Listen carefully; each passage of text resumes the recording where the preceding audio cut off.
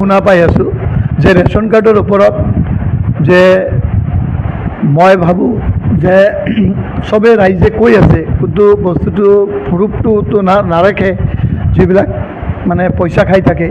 তো এতিয়া মই মানুহ লগাই ৰাখিছোঁ যাতে ৰেচন কাৰ্ডৰ ওপৰত যদি কোনোবা দুৰ্নীতি কৰে সিহঁতে জেলত যোৱাটো খাটাং জেলত যাবই লাগিব। আৰু মই মাননীয় মুখ্যমন্ত্ৰী মহোদয়ক অনুৰোধ জনাওঁ যে ষ্ট্ৰিক্টলি যাতে ৰেচন কাৰ্ডখিনি আমি, যেহেতু আমাৰ জিৰ' টলাৰেঞ্চ চৰকাৰ, যে আমাৰ জিৰ' টলাৰেঞ্চ চৰকাৰ, যে মুখ্যমন্ত্ৰীয়ে যাতে ইয়াৰ ওপৰত চকু ৰাখে। আৰু মই নিজেও চকু ৰাখিছোঁ মোৰ সমষ্টিত, কিয় ৰাইজৰ পৰা এটা কমপ্লেইন আহি আছে যে এটা ৰেচন কাৰ্ডত নামত 2,500-3,000কৈ টকা লোৱা হৈ আছে। তো তাৰ কাৰণে মই ৰাইজক বিশেষকৈ অনুৰোধ জনাব বিচাৰিছোঁ যে আপোনালোকে 1 টকাও দিব নালাগে। যদি ৰেচন কাৰ্ড নহয় আপোনালোকে মুখ্যমন্ত্ৰীক ট্ৰেক কৰি দিয়ক আৰু আপোনালোকে কমপ্লেইন দিয়ক ডিচিৰ তাত, আমাৰ তাতো আহক। মই ভাবোঁ যোনে টকা খোজে ইয়াৰ সাজা হ'ব, আৰু যোনে ৰেচন কাৰ্ডৰ নামত দুৰ্নীতি কৰিব সি জেলত যাব লাগিব। এই ক্ষেত্ৰত স্যাৰ আপনি MCLA হিসেবে কি ৰাজনৈতিক কিবা হস্তক্ষেপ কৰিব নেকি? মই MCLA হিচাপে মোৰ সমষ্টিটো মই চাব পাৰোঁ, মোৰ সমষ্টিত মই হস্তক্ষেপ কৰিম। কোনোবা যদি পইচা লৈছে আৰু পইচা লোৱাৰ কাৰণে অলৰেডি মানুহ ঘূৰি আছে, তো ময়ো প্ৰুফ লোৱাৰ কাৰণে মানুহ লগাই দিছোঁ। যদি হাতে নাতে ধৰা পৰে ইহঁতে জেলত যাব। আৰু মই ভাবোঁ আৰু ৰাইজক মই চব জেগাত এটা মিটিং কৰি পেলাই সজাগ কৰি দিছোঁ যে ৰাইজে পইচা দিব নালাগে, যে পইচা দি ৰেচন কাৰ্ড এনে হৈ যাব আপোনাৰ ৰেচন কাৰ্ড। আপোনালোকে ইমান দুখীয়া দৰিদ্ৰ মানুহ, যাতে আপোনালোকে কষ্ট কৰি যে গৰু ছাগলী বেচি আনি এই দালাল চক্ৰক পইচা দিব নালাগে।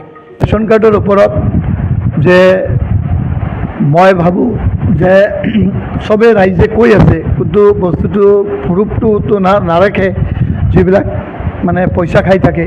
তো এতিয়া মই মানুহ লগাই ৰাখিছোঁ যাতে ৰেচন কাৰ্ডৰ ওপৰত যদি কোনোবা দুৰ্নীতি কৰে সিহঁতে জেলত যোৱাটো খাটাং জেলত যাবই লাগিব। আৰু মই মাননীয় মুখ্যমন্ত্ৰী মহোদয়ক অনুৰোধ জনাওঁ যে ষ্ট্ৰিক্টলি যাতে ৰেচন কাৰ্ডখিনি আমি, যেহেতু আমাৰ জিৰ' টলাৰেঞ্চ চৰকাৰ, যে আমাৰ জিৰ' টলাৰেঞ্চ চৰকাৰ, যে মুখ্যমন্ত্ৰীয়ে যাতে ইয়াৰ ওপৰত চকু ৰাখে। আৰু মই নিজেও চকু ৰাখিছোঁ মোৰ সমষ্টিত, কিয় ৰাইজৰ পৰা এটা কমপ্লেইন আহি আছে যে এটা ৰেচন কাৰ্ডত নামত 2,500-3,000কৈ টকা লোৱা হৈ আছে। তো তাৰ কাৰণে মই ৰাইজক বিশেষকৈ অনুৰোধ জনাব বিচাৰিছোঁ যে আপোনালোকে 1 টকাও দিব নালাগে। যদি ৰেচন কাৰ্ড নহয় আপোনালোকে মুখ্যমন্ত্ৰীক ট্ৰেক কৰি দিয়ক আৰু আপোনালোকে কমপ্লেইন দিয়ক ডিচিৰ তাত, আমাৰ তাতো আহক।